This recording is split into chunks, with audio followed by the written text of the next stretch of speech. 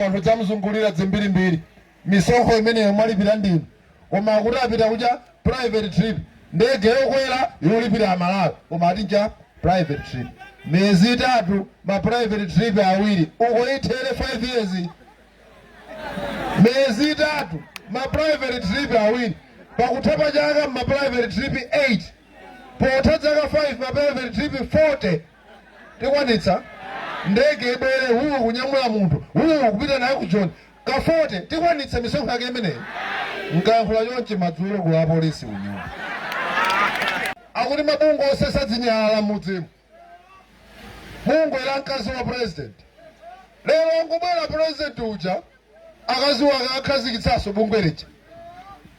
ndi abambo wa mmawa mwake nkulengeza nangasi amayiwa ali bungo lawo losesa zinyalala abambo awa ulengeza akuti paliponse padzikhala yonyamulira zinyalala sikunenera malonda kumene chifukwa ngati mmudzi muno mwabwera wina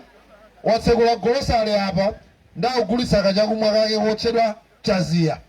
eti nkuona chaziya mmawa bwera ulengeza akuti wana onse mmudzi muno asamwe fanta adzimwa chaziya